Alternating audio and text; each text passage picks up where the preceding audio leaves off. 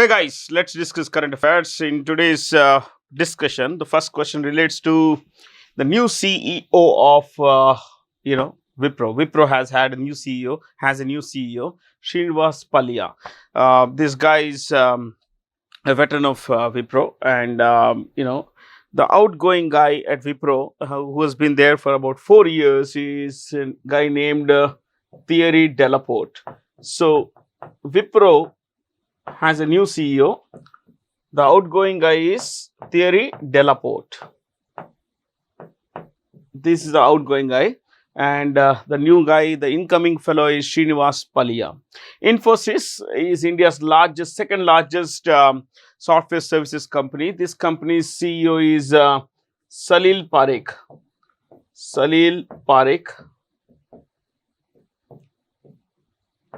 Then we have TCS. TCS is run by Kriti Vasan. Kriti Vasan.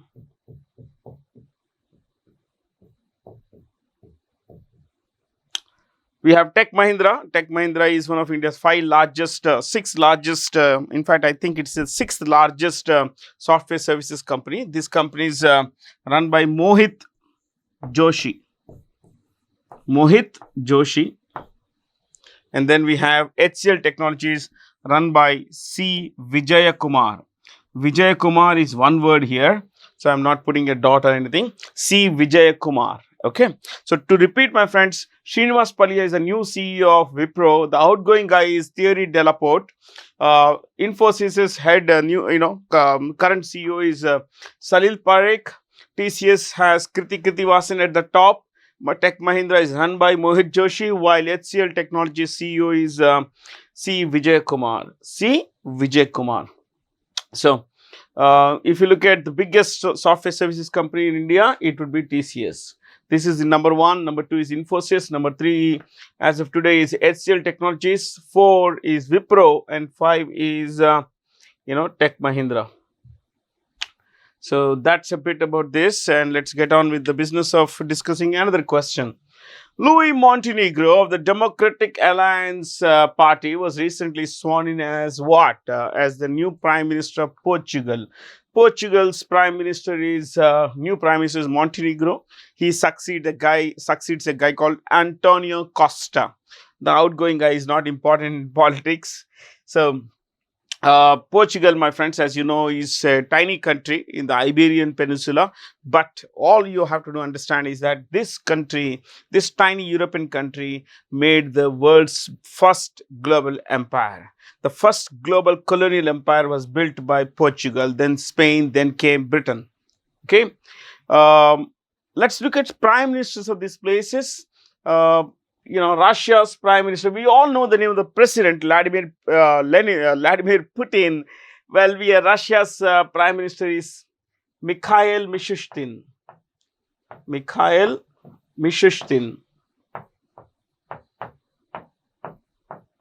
This is the name of the prime minister of Russia. That's how we pronounce it, Russia. We usually say Russia, it is Russia. Okay. Then we have Belgium, Alexander De Croo is the prime minister. Portugal, we mentioned. Montenegro. Incidentally, Montenegro is also the name of a country. You know that? Okay. Negro is black. Monte is black mountain country. It's there, pretty close to Croatia, Serbia, and all. But to go back to our question, Poland is run by Donald Tusk. That's a new prime minister here. France, this guy Tusk is also a new guy in charge of Poland. France has a presidential system, but the prime minister is the youngest French prime minister ever. His name is Gabriel Attal.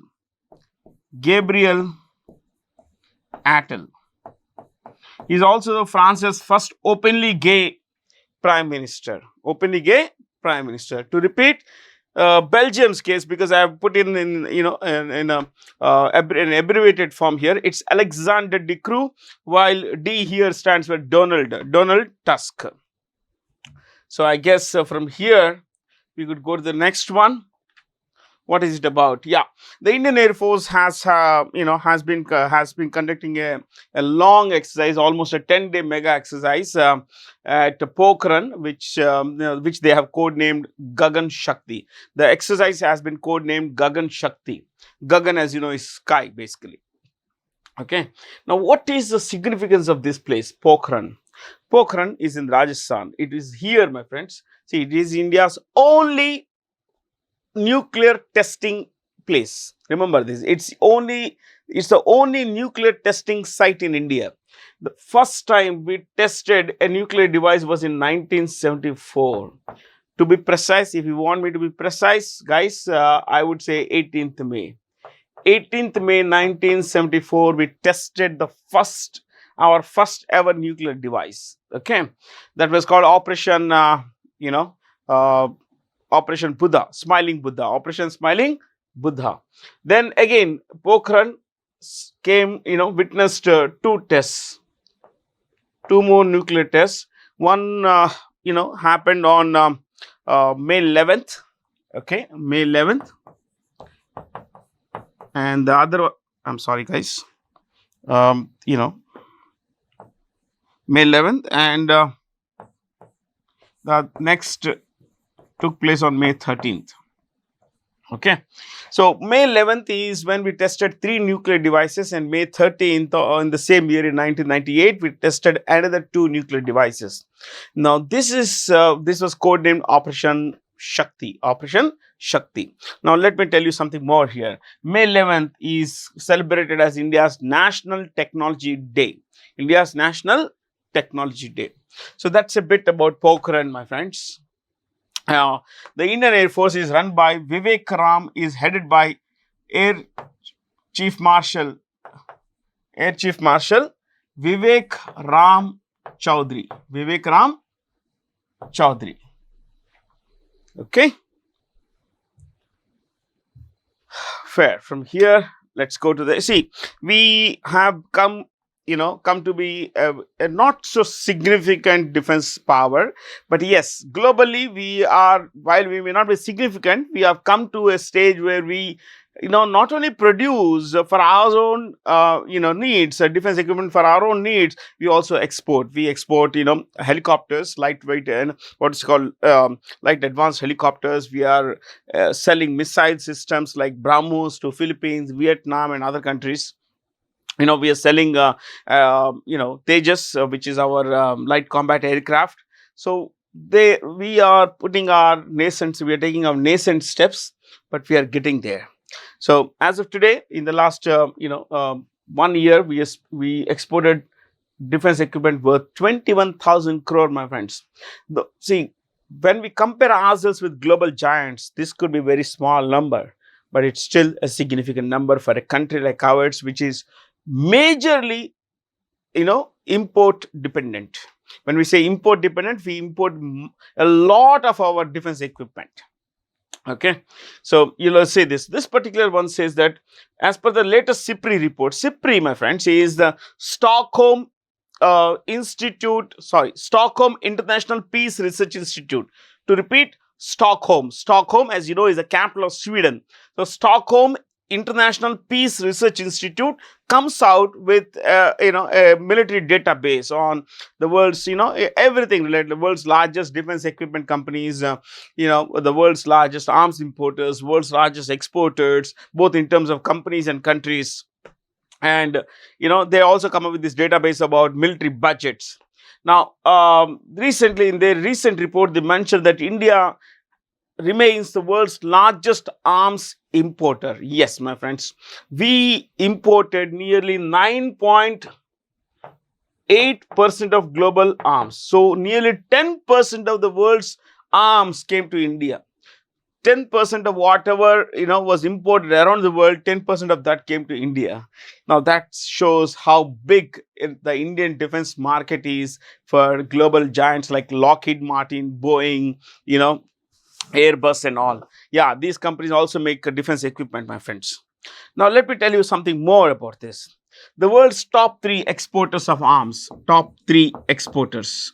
I'm so sorry. I think I'll clear everything. And then top three exporters would be the United States, France.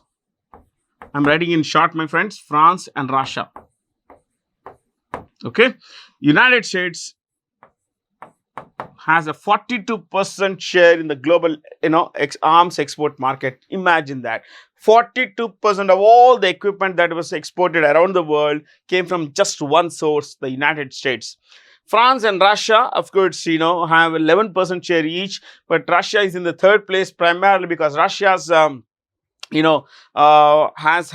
has seen a significant drop of 56% of export, 56% in value of its exports in the last 5 years. That's because of the Ukraine war and all that. So anyway, these are the top three exporters of arms in the world. What about the top three importers? We said number one is India.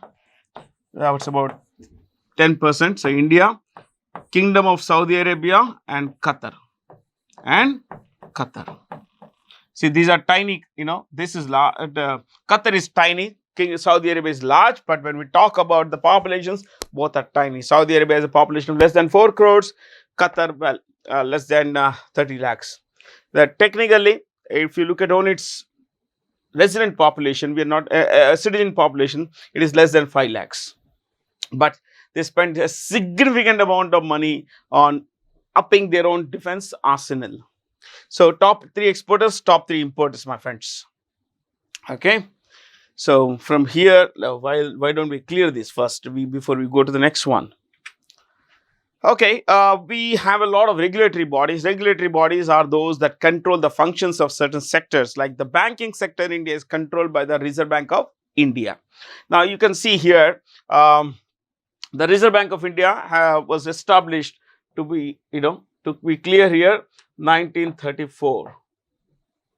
1934 is when it was established, 1st April 1934, and but only in 1949 it was nationalized. So year of establishment 1934 and year of nationalization 1949. Let me take you further. Where is it headquartered? It's headquartered in Mumbai. India's banking sector regulator, India's central bank, is headquartered in Mumbai. The street on which RBI is located, the main office is located, is called Mint Street. This is also called, this is a nickname. This is a nickname. So basically, RBI is, people say that when you read newspapers, like the Mint Street's estimates are RBI's estimates. Okay, who is the governor of the RBI? The RBI governor is Shaktikanta Das. Shaktikanta Das. I guess that's a little about the RBI, Reserve Bank of India. What about SEBI? Securities and Exchange Board of India. Securities and Exchange Board of India is the regulatory body of the stock market, which is the primary market and the secondary market, as well as stock exchanges. Primary market includes, initial where companies come out with IPOs, initial public offerings, and then the secondary market where shares are bought and sold on the stock exchanges, in the stock markets and all. So the SEBI is a regulator of such, stuff. So SEBI is, it was started in 1988. It was started in 1988, but it was given, statutory powers only in 1992 after the Harshad Mehta scam. Yes. Okay. So, who heads, and by the way, it's headquartered in Mumbai. It's headquartered in Mumbai, and it's headed by Madhabi Puri. Okay, Madhabi Puri Bhuj. Madhabi Puri Bhuj. She is chairperson of SEBI. Okay, so let's clear this as well. Let's go to PFRDI. This is a Pension Fund Regulatory and Development Authority of India. To repeat, Pension Fund Regulatory and Development Authority of India. This is this controls the pension sector in India, especially the national pension system. Yeah, the National Pension Scheme, NPS. It is headed by Deepak Mohanty. Deepak Mohanty. Okay. IRDA is Insurance Regulatory and Development Authority of India. Insurance Regulatory and Development Authority of India. This is headed by Debashish Panda. Debashish Panda.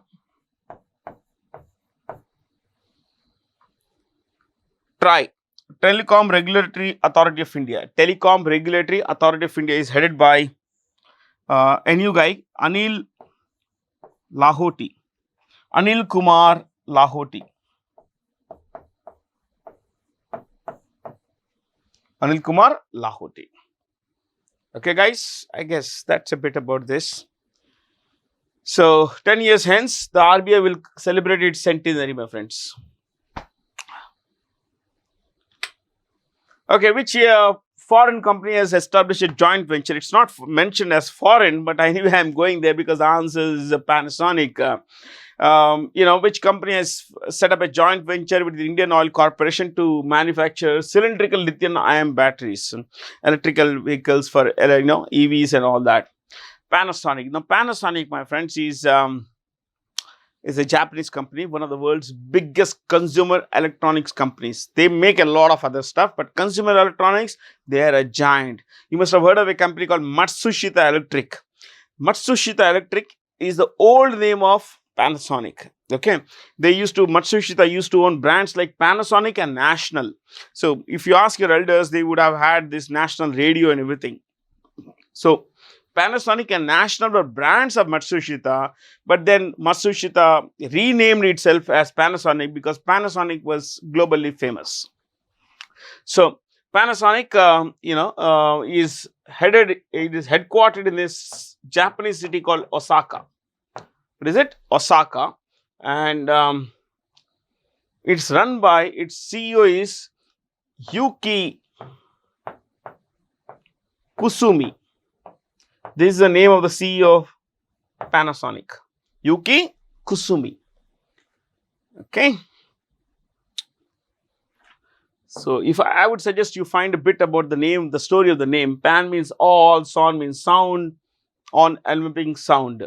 What about Indian Oil Corporation, IOC? It's India's largest public sector company, my friends, by revenue. India's largest public sector company by revenue.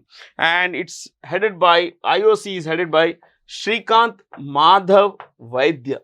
To repeat, Shrikant Madhav Vaidya. Shrikant Madhav Vaidya. Okay. What about Vedanta? Vedanta is a global mining company. It's headquartered in London and it's run by a guy called Anil Agarwal. Anil Agarwal started Vedanta. He started Sterlite Industries, which later renamed. Now Sterlite Industries is a part of it. They own Hindustan Zinc, Bharat Aluminium Company. Yeah, it's a mega, it's a mega mining company, my friends. Reliance Industries and Adani Group, so we'll not go there. Sony, I did not look at this choice, but anyway, Sony is a Japanese giant. It's the world's largest maker of video game consoles. They make PlayStation. Sony PlayStation is the world's largest selling video game console, and it's it's headquartered in a place called Tokyo. And it's run by Kenichiro Yoshida. I actually did not look at this choice, but I'm sure that I'm giving you the right information. Just check once again. Kenichiro Yoshida is the CEO of, what is this place? Sony. Okay, Sony. Kenichiro Yoshida. So, that's Sony. In fact, the name Sony comes from two separate words. Because see, like Panasonic, it was earlier called something else. It was called Tokyo Telecommunications Private Limited, but later it changed the name to Sony because Sony comes from two separate words. Son is Sony, sonus, SO for sonus. Sonus is sound, yeah, in Latin, and NY from the American word for a teenager, Sony. The American word for a teenager is Sony, and they produced what you call a Walkman. Their first, you could say the first famous product was a Walkman, and it was meant for young people. Some of you would be familiar with Walkman. You would it's a portable cassette player, usually, used for playing music and all that, personal music. So, lot to discuss, my friends. Lot to have, lot to know a lot, about. Lot to know a lot about. Isn't it right? Lot to know a lot about. Who has become the first Indian wicketkeeper to score 7,000 runs and take 300, stumps or catches, stumpings and catches? That's our Captain Cool, Mahendra Singh Dhoni. Though he's retired from ODI and Test cricket, he's still Captain Cool. Mahendra Singh Dhoni. He is also no longer the captain of the Chennai Super Kings, but still he is Captain Cool. Dhoni is, in 2008, he received the Dhyan Chand Khel Ratna Award. Khel Ratna Award. This is India's highest sports award for individual excellence. Okay, 2008. In 2018, he received the Padma Bhushan. Okay, before this, I think in 2004 or 5 or 6, basically, he received the Padma Shri as well. But now Padma Bhushan. And he's just about, he was born in, I think, 81 something. So he's pretty young actually. Yeah. So from there, you could look at, you know what? He left ODI cricket after having an average of 50. He scored more than 10,000 runs in ODI cricket, more than 10,000 runs at an average of over 50. Of course, he has had a lot of not outs also, but then that hardly matters. It's all part of the game. And I think he averaged about 38 after scoring 4,900 runs. It's a little under 4,900, but let's make it 4,900. So these are averages, these are the runs. ODIs, Test cricket. Like almost all Indians, love cricket, so I keep track of these things. Okay. Which country will chair the 69th session of the United Nations Commission on the Status of Women? Well, ironically, it is going to be Saudi Arabia, which is world famous for denying women freedoms. Of course, now things are changing a bit, but they are slow in the coming, my friends. The changes are slow in the coming, and it hasn't had, historically, it hasn't had a great, human rights records, especially women rights records. Till recently, women were not even allowed to venture out on their own. They had to be accompanied by at least one male relative at all times. Okay. And second thing, they were not allowed to drive also. Now, of course, they are allowed to drive. I'll tell you a bit about this. This is a part of the ECOSOC. The United Nations has 6 principal organs. General Assembly, 1. General Assembly, 2. Security Council, 3. Trusteeship Council, 4. International Court of Justice, 5. Secretariat, and 6 is ECOSOC. Okay. United Nations Economic and Social Council is ECOSOC. Economic and Social Council. So the CSW is a part of ECOSOC. It's headquartered like ECOSOC in New York City. And it's headed by Anthony Revilla of Philippines. Anthony Revilla of Philippines. I'll spell Philippines for you. P-I-N-E-S. Okay, Philippines. So, to repeat, CSW is a part of the United Nations Economic and Social Council. It's headquartered in New York City, and it's run by Secretary General Anthony Revilla. Okay, I guess that should be it. Yeah, all of these two they are absolute despotic countries, my friends. Except for UAE, which is like, which has a president and all. These 3 countries, if you look at Saudi Arabia, these 2 countries, they're all monarchies, absolute despotic monarchies. Okay. Chalo. From here, why don't we clear this as well? Oh, International Zero Waste Day. I'm not going to spend time on this. Yeah. This is on March 30th. March 30th. Let's discuss one more choice. Let's look at March 22nd. This, my friends, is World Water Day. What is it? World Water Day. Okay, one more choice. World TB Day. Tuberculosis. World Tuberculosis Day. Where? I think that should be it, my friends. That should be cool. World Water Day. And this is TB Day. I'm not a great fan of these international days. But any which way, the Indian Hockey Awards have recently been given away, and the best men's player as well as the best women's player awards were won by Hardik Singh, India's men's team's vice captain. He is vice captain of the Indian hockey team, and Salima Tete, women's hockey team. I'm so sorry, women's hockey team. Now,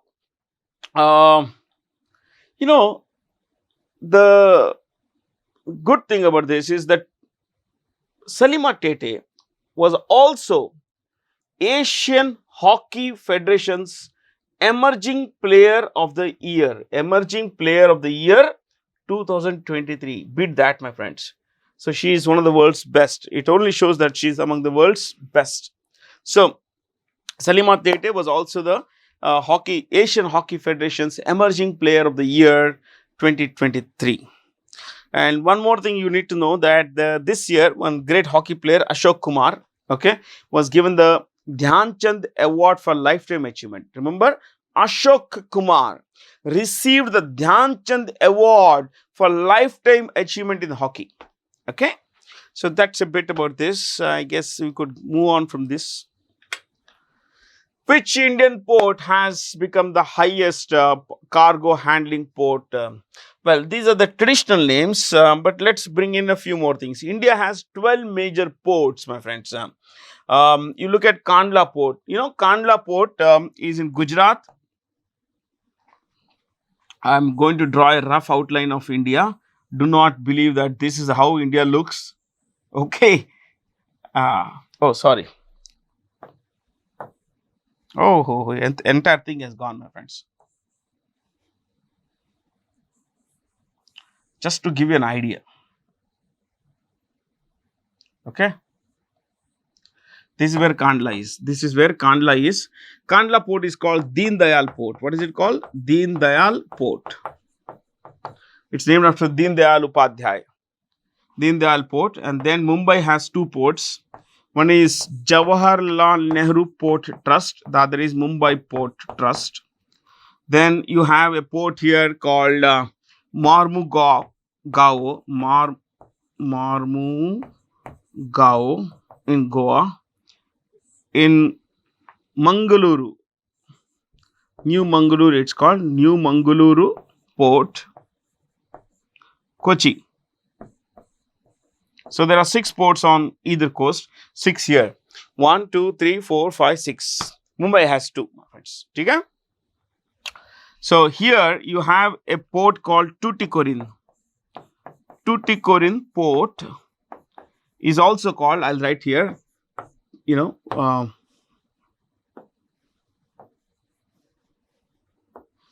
also called Chidambaran. I could be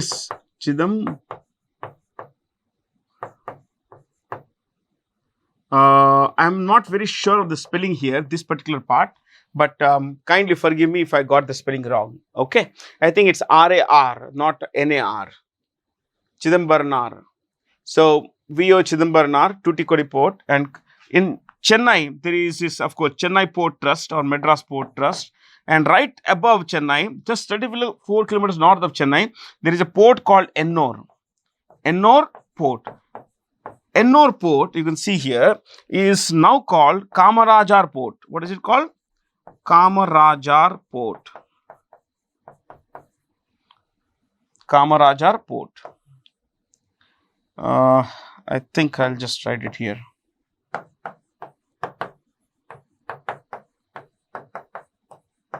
This is Kamarajar port. Then we have Visakhapatnam port here. Okay. The Paradeep which is now the answer to this question, Odisha. Then Calcutta Port or Haldia Port, which basically are two different things, but we can call them one. And Kolkata Port, my friends, is also called Shama Prasad Mukherjee Port. Shama Prasad Mukherjee Port. Okay, so 12.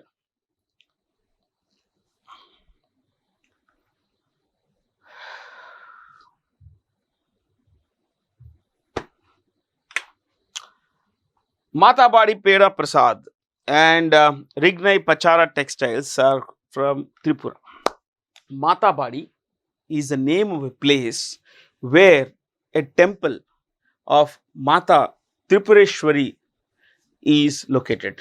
Okay, this is about 55 kilometers from the capital of Tripura, Agartala. Okay, now this temple, Matabadi, it's called, or this place is called, it's actually near a place called Udaipur in Tripura. Okay, 55 kilometers from Agartala. Now, this is a Shakti Peeth. What is it? A Shakti Peeth. Depending on what you believe, there are 51 Shakti Peethas in India. 51 Shakti Peethas. And this is one of the 51 Shakti Peethas. It is believed that the little finger of the left leg of Mata Sati fell here. The little finger of the left leg of Mata Sati fell here. And she is worshipped as, the Shakti here is worshipped as Mata Tripureshwari. Mata Tripureshwari or Tripura Sundari. Tripura Sundari. Okay. I don't discuss anything personal, but this is one of my favorite places, my friends. Tripura is a beautiful place, and of course, this place is something that I visit almost, in fact, every year. So, Matabadi, Peda. There is a Peda. I mean, it's like, it's a sweet, basically. You all know Peda. Yeah. The Prasad here is in the form of small Pedas, where that has now got a GI tag, Geographical Identification Tag. And this would mean that this particular Peda here is, it has special qualities because of where it is. So, geographical identification. People cannot replicate, it cannot make it elsewhere and call it Matabadi Peda. So, Matabadi Peda alone, the Peda made only in Matabadi can be called Matabadi Peda. Okay. In English, it's Mata Bari, but it's Mata Badi. Badi is home. Okay. Ma's home. So, from here, let's go to the next one. According to Forbes magazine, who has become the first artist to achieve billionaire status solely based on music, my friends? Well, Taylor Swift, our age's greatest musician, my friends. Taylor Swift is a superstar. She's just finished her, in fact, it's ongoing Eras tour, ERAS, Eras tour. And it's the most profitable tour ever. Taylor Swift has sold more than 200 million, that is 20 crore albums. She is a superstar, and her genre is across the domains, country, pop, rock, whatever you call it, hip hop also. And something more, if you listen to her songs like You Belong With Me, that's a beautiful song. You Belong With Me, Tears on the Guitar, there is a love story. So please listen to Taylor Swift. Okay, and she's all of just 34 years old, and she's a superstar. And what you would find in this particular talk, this week's video, is that I have not put any pictures of anyone, any place. Otherwise, I would have maps or photographs of people and all. Usually, you would have all of these things, you would see all of these things, but this week I have not put. I just wanted to see how it looks. We changed the template also from a particular colored one to white. You could always leave feedback as to whether the previous one was better than this, or this is better kind of thing. Okay, two companies have come together to to create an AI supercomputer named Stargate. Now, AI is a pretty controversial thing. Artificial intelligence has come to dominate our talks and everywhere. It's come to dominate boardrooms, technology company boardrooms. It's there in policy making everywhere. Actually, people debate the pros, the cons of AI. While we will not get into all of that, we could look at OpenAI. OpenAI, my friends, is a research organization, in artificial intelligence. It's headquartered in San Francisco. Where is it headquartered? San Francisco, and its CEO is Sam Altman. Sam Altman. Fair? Sam Altman. Microsoft, as you know, is the world's largest software maker, and it's run from a place called Redmond, which is in Washington State in the US. Washington State in the US, and it's run. It is run by Chairman CEO Satyanarayana Nadella. Satyanarayana Nadella. Okay, Satyanarayana Nadella. So, if you look at Amazon CEO is a guy called Andy Jassy. I'll write it here. Amazon CEO is Andy Jassy. Tesla, Elon Musk. Google, you would know what's the guy's name? Sundar Rajan Pichai. Sundar Rajan Pichai. IBM is headed by Arvind Krishna. Arvind Krishna.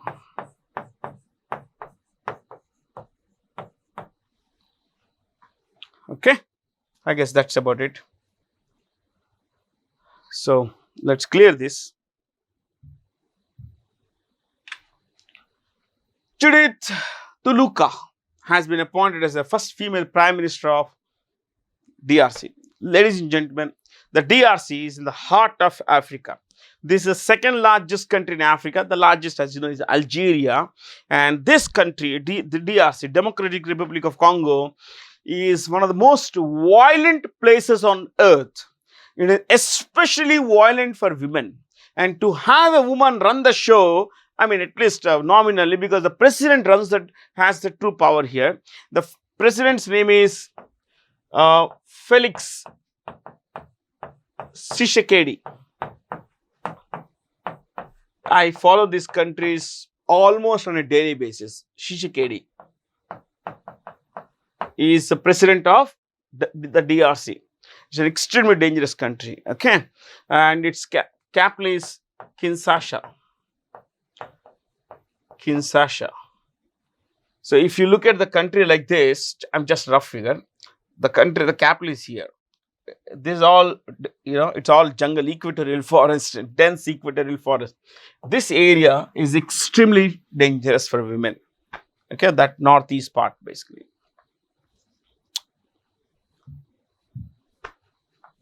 Angola. Angola's president is João. It's How, or you could say João Lourenço. Mozambique is on the east coast. Angola is on the west coast of southern Africa. Mozambique's run by Philip Nyusi.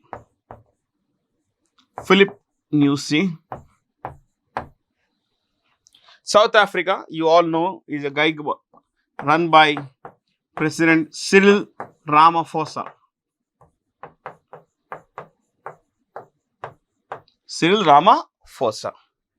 Tanzania's president was in India. There was, you would have seen Prime Minister Modi with Samia Suluhu.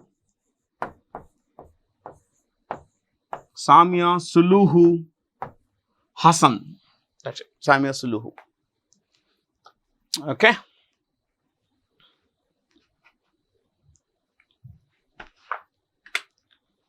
Okay, so India is signing at least it's looking forward to signing a Eurasian Economic Union, a free trade agreement with the Eurasian Economic Union, and a free trade free trade agreement is to promote trade by lowering tariffs, taxes on imports, exports, and everything, and giving access to certain markets, certain sectors which are otherwise not allowed, which are forbidden.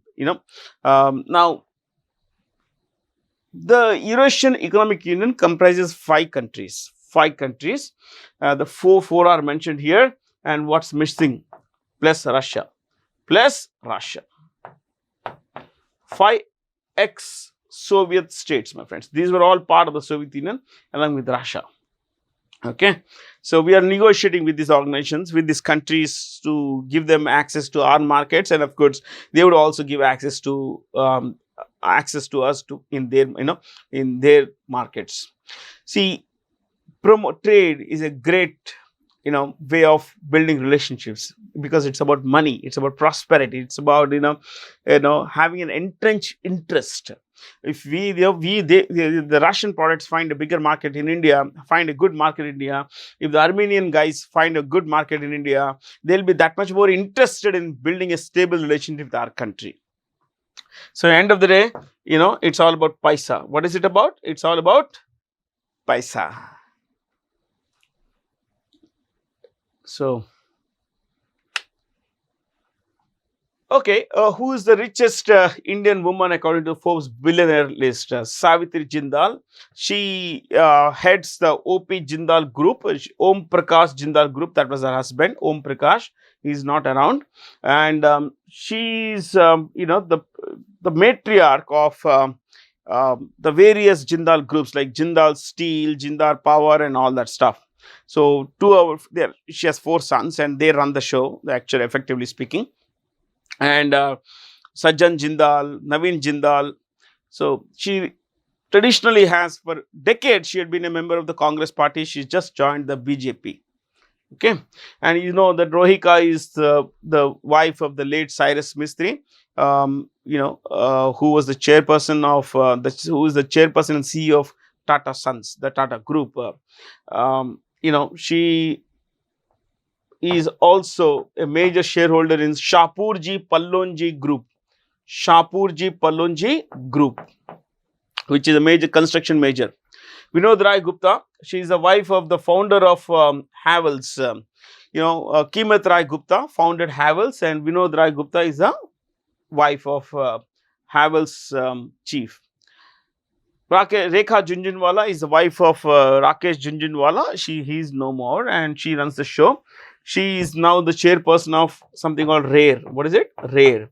Rakesh and Rekha Enterprises.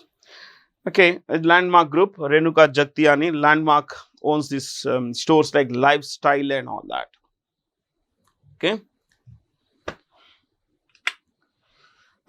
Which former deputy governor of the RBI has now joined the World Bank, World Bank's economic advisory panel, my friends? Rakesh Mohan. Rakesh Mohan was also the chief economic advisor to the government of India. Can you believe this? He was also the chief economic advisor to the government of India, as well as the RBI, deputy governor. He was there, in all these positions between 2004 and 2009. In all this plus that kind of thing. Okay. What about the rest of the guys? And you know what? Rakesh Mohan studied at Cambridge University. He studied at Yale University. He did his PhD from Princeton University. So great pedigree, my friends. Okay, in terms of education, the RBI usually has 1 governor and 4 deputy governors. These are the 4 deputy governors. 1, 2, 3, 4. Okay, these are the 4 RBI governors. Michael Debabrata Patra, M. Rajeshwar Rao, T. Ravishankar, and Swaminathan Janakiraman. Okay, so I just put the choices like you would at least learn the names of the deputy governors of the RBI that way. Peter Pellegrini is the new president of Slovakia. Slovakia is a part of what was previously called Czechoslovakia. The country split, Czech Republic and Slovakia. So Czech Republic has a prime minister called Petr Fiala. Hungary's president, Hungary's prime minister is Viktor Orban. Viktor Orban. Poland, we discussed the name of the prime minister of Poland, Donald Tusk. Donald Tusk. Austria doesn't have a president, doesn't have a prime minister. They have a chancellor. What a chancellor! Germany and Austria have a chancellor. And Austria's chancellor is Karl Nehammer.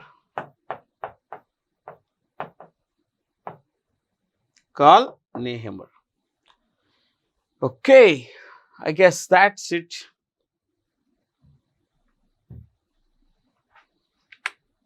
World Health Day is celebrated on 7th April. And why 7th April? 7th April because, and just before that, what's the theme of this year? My health, my right. Basically, of course, it has to be that way. But millions of, hundreds of millions of people don't have access to the healthcare, my friends. And the World Health Day is celebrated on 7th April for the simple reason that on this day, in 1948, the World Health Organization was founded in Geneva. Remember this? On 7th April 1948, the World Health Organization was founded. Okay, and that's the reason we have World Health Day. It's a foundation day of the World Health Organization. And who heads the World Health Organization? Dr. Tedros Adhanom. Dr.